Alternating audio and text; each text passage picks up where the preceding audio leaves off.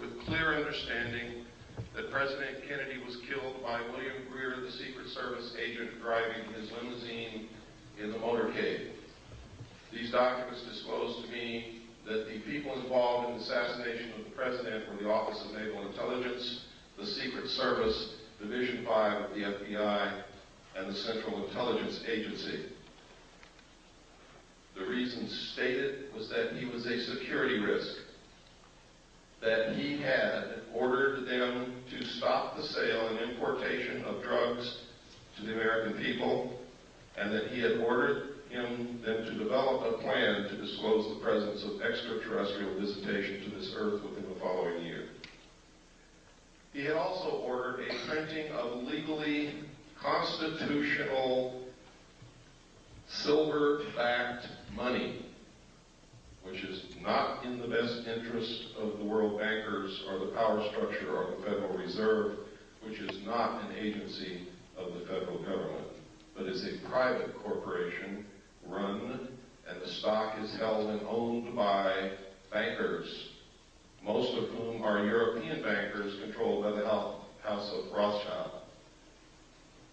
They pay no taxes on the national debt that we pay them and the money that they earn from the interest.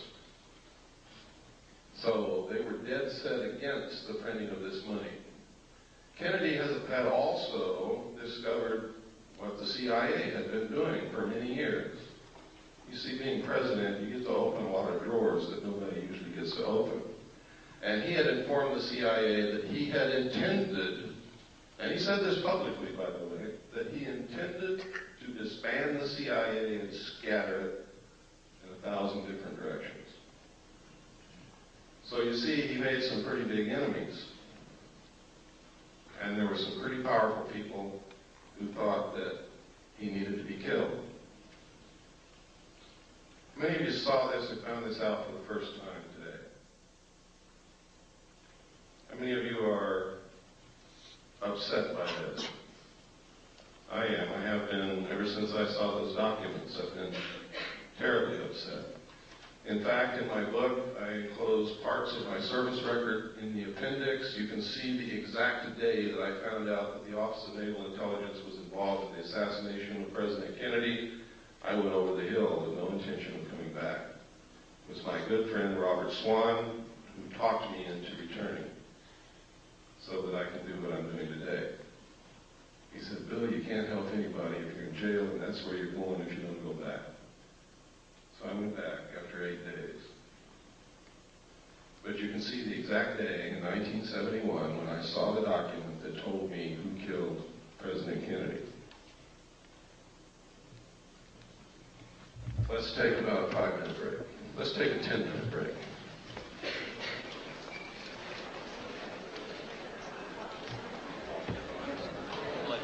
Bobby, please, we're going to get started again.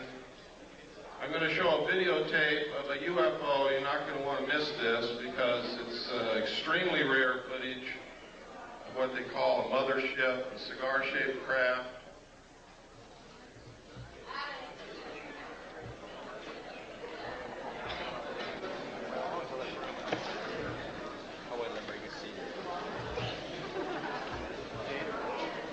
Close that door. Sure.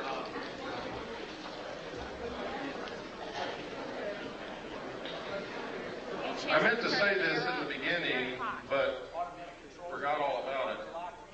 For those of you who have ordered my book, all the paperback books that were ordered have been sent. They've been sent for over a week. So if you ordered it and haven't got it, it's probably in your mailbox right this moment waiting for you to come home, or will be there in the next couple of days.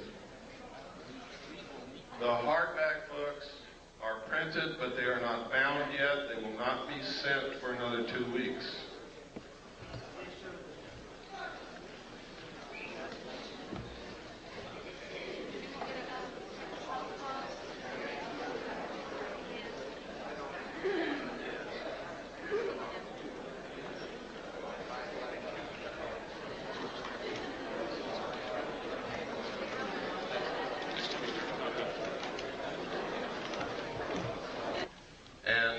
To be gotten to the bottom very quickly. that some people are coming forward and telling us that they're being abducted by alien beings and taken aboard their spacecraft. They're literally helpless. They can't move.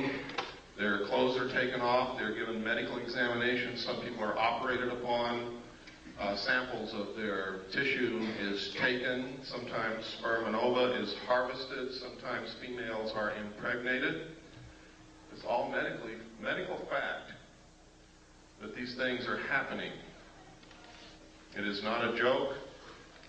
The only question is, was it really aliens and were they really taken into a spacecraft, or did something else happen and this is a planted story that's been put in their mind to disguise it? You see, this is a classic thing that they do in brainwashing. If they want to cover something up, they just put a different memory in your mind. Now that sounds difficult, sounds impossible, but if you go read the books that have been published by people who have participated in mind control experimentation, and the documents that have been released under the Freedom of Information Act, this is not a joke. They can do it, they have done it, and will do it again in the future. Now, if this is a hoax, if it's the biggest hoax that's ever been perpetrated in the history of the world in order to create an alien threat from outer space in the consciousness of humanity so that we'll accept the elimination of the sovereignty of nations, the destruction of our Constitution, and will accept a one-world government wherein we may not have the freedoms that we have now in order to face this alien threat together as one humanity.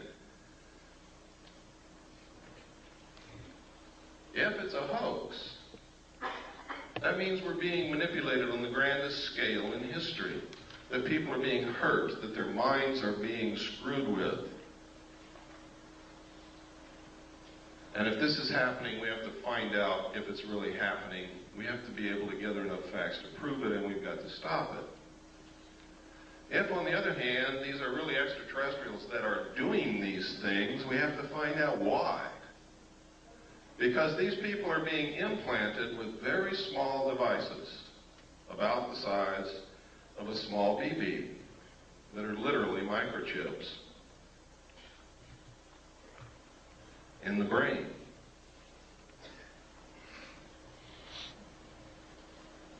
What is the purpose? I don't know. Can these people be controlled through these implants?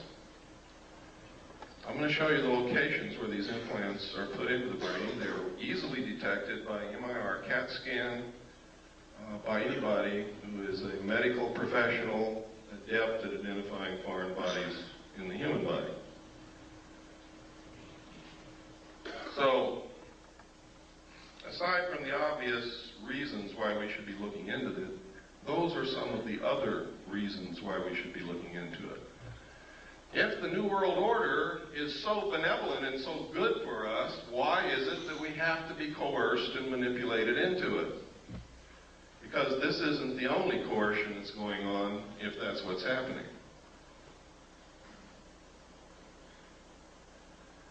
Now I'm going to preface what I'm going to say next, because I'm going to talk about the war in the Middle East for a few minutes. And preface what I'm going to say next with this statement. I was in the military. I'm a veteran. I support the Constitution and the government of the United States of America and will fight anyone who attempts to overthrow it or destroy it. I am for our troops in the Middle East. I am for them. I hope that not a one of them gets killed. And as long as we're engaged in battle, I hope that we win. But I'm going to tell you right now, we are not there for the reasons that you've been told. And let me give you a little history of this. Number one, George Bush comes on television and tells you that we have to send troops to the Middle East because Hussein wants to raise the price of oil and we can't afford that. That's what he said. It's on tape. It's documented. Next, he says, oh, it wasn't the oil that we sent the troops there for. It's because Hussein was not going to stop with Kuwait. He was going to go into Saudi Arabia. We're there for defensive purposes. People questioned that. The next statement came from Baker, James Baker, the Secretary of State, who said, we're not there